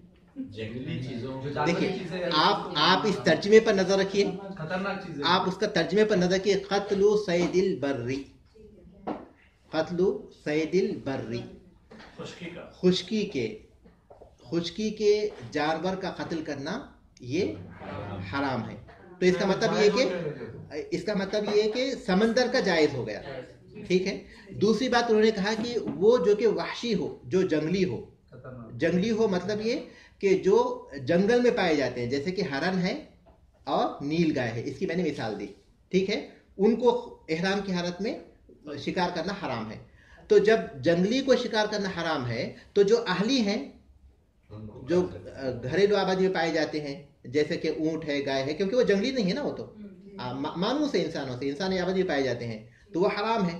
تو ایک چیز حرام ہو گئی، پہلے میں ہم لوگوں نے کیا کہ جو خشکی میں پائے جاتے ہیں وہ حرام ہو گئے، اور جو سمندر کے ہیں وہ حلال ہو گئے۔ دوسرے میں ہم نے کیا کہ جو وحشی ہیں وہ حرام ہو گئے، احرام کی حالت میں ان کا شکار کرنا، جیسے کہ ہرن اور نیل گائے، اور جو گھریلو ہیں وہ حلال ہو گئے، جیسا کہ اونٹ، گائے، بکری وغیرہ۔ اور تیسری جو قید انہوں نے رکھی وہ یہ کہ مباح ہیں، جو مباح ہیں، کون سی چیزیں مباح ہیں؟ وہی چیزیں مباح ہیں، جیسے کہ ہرن ہے، نیل گائے ہے، خرگوش ہے وغیرہ۔ तो इसका मतलब है कि जो चीज़ें मुबाह नहीं है उनको कत्ल करना क्या हो जाएगा, जायज़ होगा। कौन सी चीज़ मुबाह नहीं है, चाहे वो जंगली हो जैसा कि शेर और चीते हों, चाहे वो घरेलू हो जैसे कि कुत्ता हो, गधा हो, या फिर जो है कीड़े वगैरह में झुंगूर चूटियाँ वगैरह हो अगर ईज़ा पहुँचाती हैं। तो ये जो है वजाहत कर दी उन्होंने, 3 क़ैद लगाए, 3 बातों का उन्होंने जिक्र किया। एक ये कि वो खुश्की के हों, और दूसरी ये कि वाहशी हों, और तीसरी जी के मुबाह हों। और उसी को उन्होंने मजीद आगे वादे किया, आगे उन्होंने फिर उसके बाद क्या कहा, फ़अम्मा सैदुल बहरी, लेकिन समंदर का शिकार है, वल अहली, और घरेलू जानवरों को मारना है, वमा हरुम अक्लुहु, और जिनको खाना हराम है उनको मारना है, फला शैअ फीह, तो उसमें कुछ नहीं है। समझ सके आप, वादे हुई नहीं हुई बात। शेख जो मुबाह जो आपने कहा उसमें भी आपने नील गाय का ही जिक्र किया, जो इसलिए कि जो मना है वो जंगल के जानवर मना है ना। जंगल के जानवर में ये 3 चीजें पाई जाती हैं। एक तो ये कि वो जंगल का हो, और दूसरा है कि वहशी हो, बर का हो, पहले तो बर का हो, खुश्की का हो, दूसरा है कि वहशी हो, मुबाह हो, वहशी हो, क्योंकि इधर जो है यानी आबादी में पाए जाने वाले होते हैं वो तो मुमानित नहीं होती। तो इसलिए मिसाल हम उन्हीं को देंगे, यानी जो बर खुश्की के हों, खुश्की का जंगली मुबाह जानवर मारना हराम है। अगर हम लेंगे कि खुश्की का जंगली मुबाह जानवर मारना का शिकार करना हराम है, इसके अलावा कोई चीज़ हराम नहीं है। सिर्फ अभी हराम हो गया इहराम की हालत में खुश्की के लिए मजे लेने के लिए जो शिकार किया जाता है वो ना किया जाए। हाँ, वो भी हो सकता है। उस वक्त जो शिकार पर लोगों का गुजारा भी होता था, तो वो भी है, लेकिन बहरहाल वो जो हालत है उसमें इंसान को उसे एहतियात करना चाहिए। तो आप इसको अगर इस तरह कर लेंगे, खुश्की के जंगली मुबाह जानवर का शिकार करना हराम है, इसके अलावा जो दूसरा है इसके मुकाबले में वो हलाल है। उसके बाद है अस्साबिउ अक़दुन निकाही, 7वीं चीज़ है निकाह करना। ला यसिहु मिन्हु, निकाह सही नहीं होता। एहराम की हालत में निकाह करना या किसी का निकाह कराना, उससे निकाह नहीं होता, फिर दोबारा निकाह करना होगा। वला फिदियत फी, लेकिन उसमें कोई फिदिया नहीं है। अगर कोई कर लेता है निकाह, या फिर अपनी किसी बेटी का, बहन का निकाह करा देता है, तो निकाह नहीं होगा, लेकिन उस पर कोई फिदिया नहीं होगा। ये वाहिद चीज़ है जिसमें कोई फिदिया नहीं है इस पे महज़ूरात एहराम में। बाकी फिदिये का बाब आइंदा सबक में इंशाअल्लाह तफसील से आएगा। अस्सामिनु अल मुबाशरतु लिशहवतिन, शहवत से मुबाशरत करना, फीमा दूनल फर्जी, फर्ज शर्मगाह के अलावा, यानी अपनी बीवी से आदमी का शहवत से मिलना, चाहे वो बोस किनार हो, या शहवत की बातें हो, या शहवत के हरकत व सकनात हो, ये सारी चीज़ें मना है। क्योंकि अल्लाह तबारक तआला ने फरमाया, फ़मन फ़रद फ़ीहिन्नल हज्ज फ़ला रफ़सा वला फ़ुसूक़ वला जिदाल फ़िल हज्ज, जो अपने आप पर हज को फ़र्ज़ कर ले तो उसके बाद वो किसी भी तरह बीवी से मेल मिलाप की चीज़ें ना करे, बीवी से मेल मिलाप और उससे मुतालिक सारी चीज़ें वो ना करे, ये सब रफ़स है। वला फुसूक़ा, और कोई गुनाह ना करे, वला जिदाला फिल हज, और हज के अय्याम में, हज के दिनों में कोई लड़ाई झगड़ा ना करे। 3 चीज़ें अल्लाह तबारक ने फरमाई। तो उनमें से एक चीज़ अल्लाह तबारक ने रफ़स कहा, और रफ़स जो है जिमा और उससे मुतालिक जितने भी चीज़ें हैं वो सब उसमें आ जाती हैं। तो ये इसकी असल है, इसकी मुमानियत की। तो इसकी बुनियाद पर अगर कोई शख्स जो है अगर मुबाशरत करता है, तो उसके बाद फिर ये होगा कि अगर नुज़ूल हो जाता है, यानी मनी खारिज हो जाती है, तो उसके ऊपर एक ऊँट ज़रूरी होगा फिदिये के तौर पर। और अगर वो जो है मनी खारिज नहीं होती, तो उसमें जो है सिर्फ एक बकरी होगी। तो अब इसको इस तरह समझ सकते हैं कि आदमी अपनी बीवी से शहवत के जो काम करता है जिमा के अलावा, शहवत के जो काम करता है जिमा के अलावा, वो मना है, ये एहराम की हालत में मना है। और अगर उन कामों की वजह से अगर उसको मनी निकल जाती है, तो उसको जो है ऊँट कुर्बान करना पड़ेगा फिदिये के तौर पर, हज उसका सही हो जाएगा। और अगर मनी नहीं निकलती है, सिर्फ शहवत के काम पर इक्तफा कर लेता है, तो उस वक्त उसे क्या करना होगा, बकरी देनी होगी। इसको उन्होंने क़ियास किया जिमा पर, क्योंकि जिमा अगर कोई शख्स करता है तो उस वक्त उसे एक ऊँट देना होगा। उसी पर क़ियास करते हुए यहाँ भी ऊँट कहा है। लेकिन राजे बात यह है कि दोनों सूरतों में उस पर बकरी होगी, बकरी के अलावा कोई और चीज़ नहीं होगी, और उसका हज सही होगा, क्योंकि इसकी कोई दलील नहीं है सिवाय एक कि उसको जिमा पर क़ियास किया गया। ये 8वीं चीज़ हो गई जी, बदना वादे है ना। यानी 8वीं चीज़ हो गई शहवत से मुबाशरत करना, यानी जिमा के अलावा, शहवत से मुबाशरत करना जिमा के बगैर, अगर उससे नुज़ूर हो जाए तो उसमें एक ऊँट होगा, और अगर नुज़ूर ना हो तो उसमें एक बकरी होगी, और उसका हज सही होगा। लेकिन मैंने जिक्र किया कि राजिह कौल यही है कि दोनों सूरतों में उसके ऊपर एक बकरी का फिदिया होगा, वो दूसरे ममनुआत की तरह हो जाएगा और उसका हज सही हो जाएगा। सिर्फ शहवत में भी मनी खारिज हो जाए तो ऊँट ही देना पड़ेगा। राजे बात यह है कि बकरी होगी। 8वीं 9वीं और सबसे बड़ी चीज़ है अपनी बीवी से जिमा करना, अलवतु फिल फर्जी। अगर ये तहल्लुल अव्वल से हो, अगर ये तहल्लुल अव्वल से पहले हो, तहल्लुल अव्वल क्या है, तहल्लुल सानी क्या है, पहले इसको अच्छी तरह समझ जाइए। तहल्लुल अव्वल में राजिह कौल ये है, ज़रा इधर सुनिए, तहल्लुल अव्वल में राजिह कौल ये है कि आदमी 10 तारीख को 3 कामों में से कोई 2 काम कर लेता है तो वो तहल्लुल अव्वल हो जाता है। 3 काम क्या है? अक़बा को कंकरिया मारना, जमरे अक़बा को कंकरिया मारना, ठीक है, और दूसरा है अपने बाल निकालना, और तीसरा है काबतुल्लाह का तवाफ करना। इन 3 में से कोई 2 काम वो कर लेता है तो गया तहल्लुल अव्वल, उसको हो गया। तो वो कहते हैं कि तहल्लुल अव्वल से पहले जिमा करे, यानी उसने अभी जमरे अक़बा को कंकरिया नहीं मारे और फिर अपने बाल भी नहीं निकाले थे, तो तहल्लुल अव्वल से पहले। तो आप समझ गए तहल्लुल अव्वल क्या है? 3 चीज़ों में जमरे अक़बा को कंकरिया मारना एक हो गई, अपने बाल निकालना दूसरी हो गई, और तीसरी है काबतुल्लाह का तवाफ करना। इनमें से अगर कोई 2 कर लेता है तो तहल्लुल अव्वल होता है, और अगर नहीं किया तो वो तहल्लुल अव्वल से पहले है गोया अगर उसने नहीं की है तो तहल्लुल अव्वल हो जाएगा। जी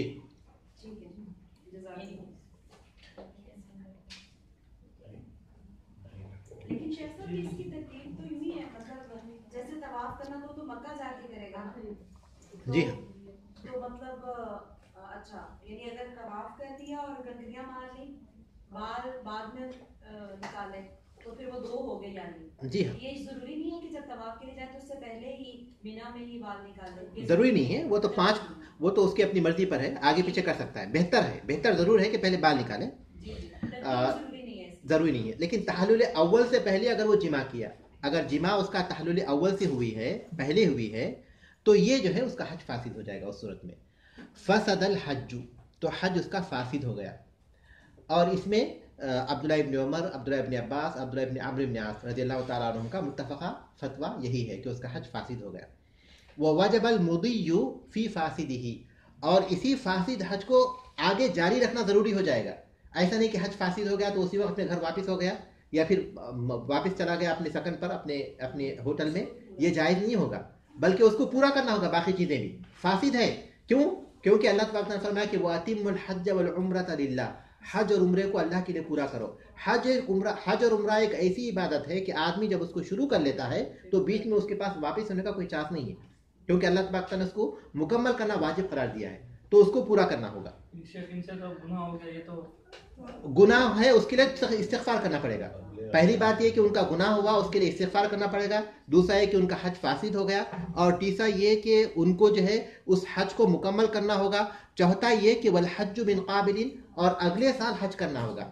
इसके बारे में अहले इल्म का इख्तिलाफ है। अगर वो हज उसका नज़र का था या वाजिब हज था तो उसको तो क़ज़ा करना पड़ेगा अगले साल आकर, और अगर वो हज नफिल था, यानी पहले वो हज कर चुका था, दोबारा अपनी तरफ से हज करा था, नफिल हज था, तो राजिह कौल ये है कि उस पर ज़रूरी नहीं है।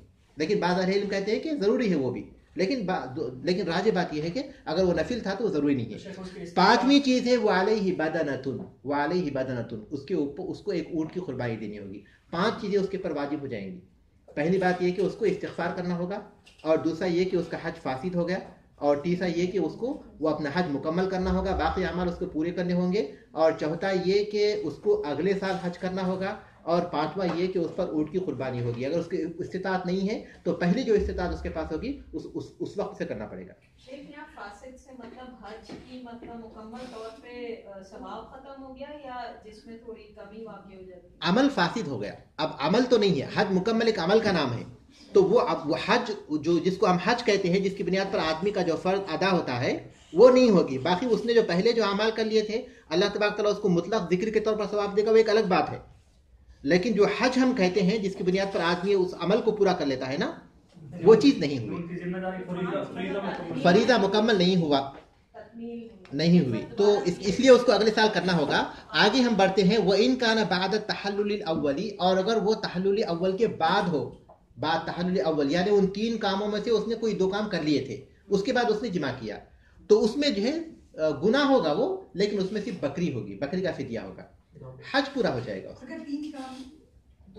یعنی اس نے 3 میں سے 2 کر لیے تھے، جیسے کنکریاں مار لی تھی، اپنے بال نکال لیے تھے، اس کے بعد اس نے جمع کیا، تو تحلل اول کے بعد ہے. تو ایسی صورت میں اس کو صرف ایک بکری فدیہ کے طور پر دینی ہوگی اور کوئی چیز اس کی پر واجب نہیں ہوتی. جی ہاں یہی.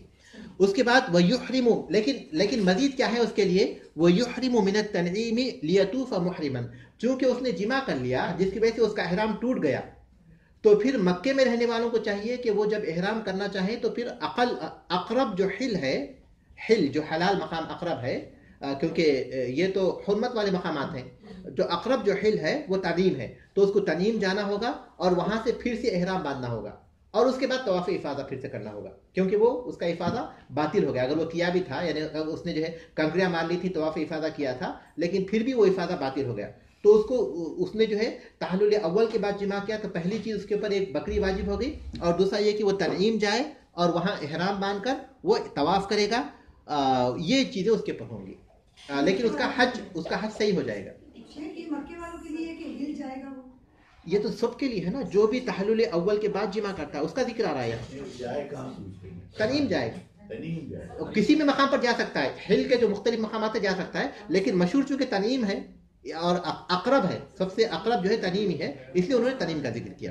دیکھیے پھر سے معنی پر غور کیجیے. وَإِن كَانَ بَعْدَ التَّحَلُّلِ الْأَوَّلِ، اور اگر وہ تحلل اول کے بعد ہو، فَفِيهِ شَاةٌ، تو اس میں ایک بکری ہوگی.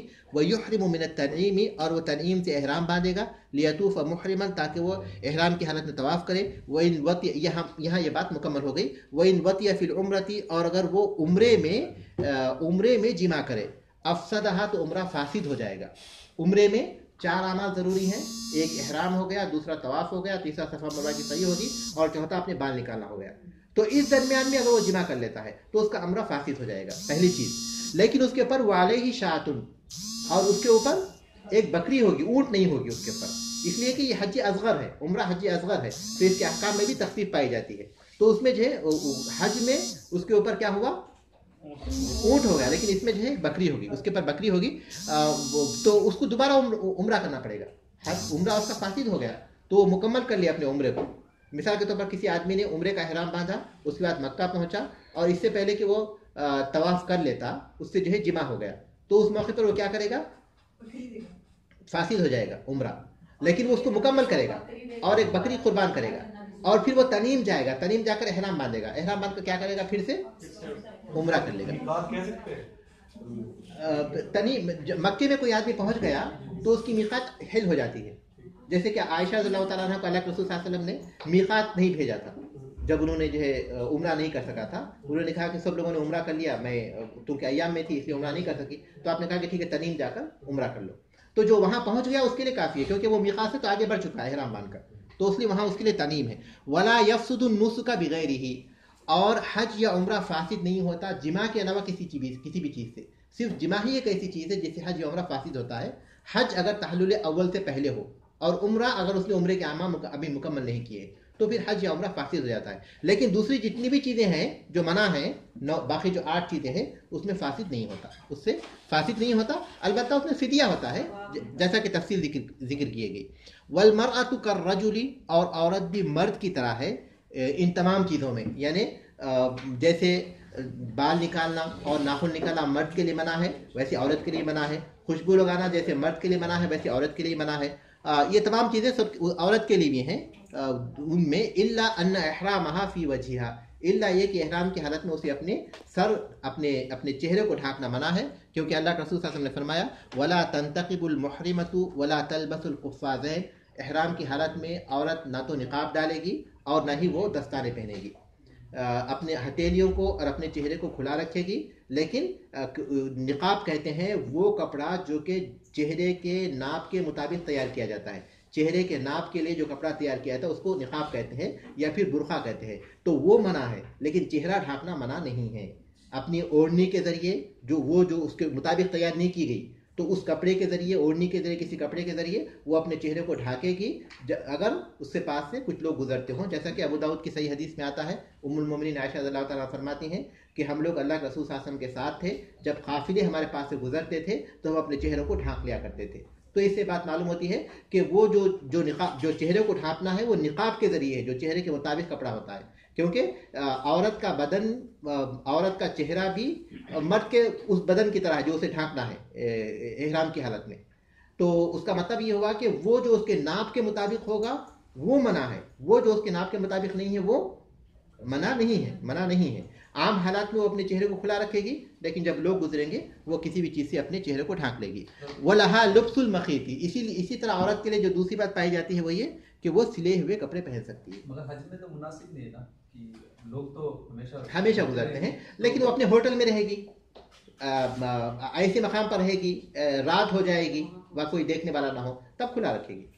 لیکن اس کے باوجود بھی اگر وہ اپنے چہرے کو ڈھانکتی ہے نقاب کے علاوہ کسی دوسرے کپڑے سے وہ منع نہیں ہے، جیسا کہ اہل علم واضح طور پر اس کا ذکر کرتے ہیں.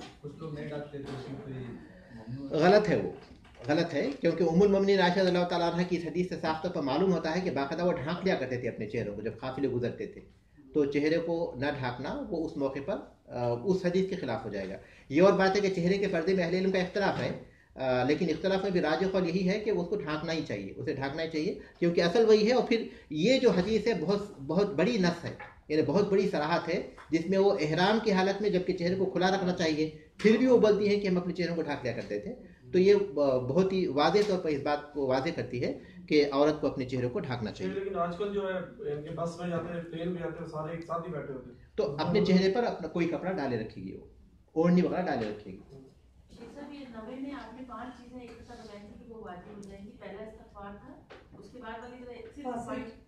ہاں حج فاسد ہو جائے گا، دوسری چیز ہے، اور تیسری چیز ہے اس حج کو مکمل کرنا ہوگا، اور چوتھی چیز ہے اگلے سال حج کرنا، اور پانچویں چیز ہے اونٹ کی قربانی ہوگی. جی ہاں، سوال صرف 2 منٹ کے لیے. جس طرح مطلب خوشبو لگانے کے لیے آپ نے کہا کہ احرام سے پہلے لگا سکتے ہیں، اور عورت اگر جس طرح کوئی کریم لگا لیتی ہے احرام سے پہلے، نیت سے پہلے، تو اس سے پہلے کوئی یا ایسی چیز ہوتی ہے جس طرح کہ گرمی کی وجہ سے اس کے مطلب کوئی ڈیوڈرنٹ استعمال کر لیتا ہے، کوئی ایسی چیز استعمال کر لیتا ہے، تو کیا وہ منع ہوگی؟ وہ کریم کی خوشبو اگر عورت سے ہٹ کر دوسروں تک نہیں پہنچتی تو وہ چیز جائز ہوگی، لیکن اگر وہ خوشبو جو ہے دوسروں تک پہنچتی ہے تو عورت کے لیے جب گھر کے باہر نکلتی ہے، کوئی بھی چیز ہو، کوئی بھی کریم ہو، مطلب مردوں کی طرف نہ جائے خوشبو کے طور پہ، ہاں کوئی بھی چیز ہو اگر وہ خوشبو ہے اس میں، اگر اس میں بو پائی جاتی ہے، اگر وہ صرف اس عورت تک ہی رہتی ہے، باہر لوگوں تک نہیں پہنچتی تو وہ چیز جائز ہوگی. لیکن اگر وہ دوسروں تک پہنچتی ہے تو پھر وہ اس میں آ جائے گی اور وہ حرام ہوگی. جی حج تمتع کا سبق ہم لوگ پڑھ چکے ہیں. حج تمتع یہ ہے کہ آدمی جب میقات پر پہنچے تو عمرے کی نیت کرے، اس کے بعد وہاں عمرہ کر لے، عمرہ کرنے کے بعد یعنی وہاں جائے، طواف کر لے، پھر صفا مروا کی سعی کرے، پھر اپنے بال کم کر لے، اس کے بعد جو ہے پھر وہ حلال ہو جائے. جی اگر وہ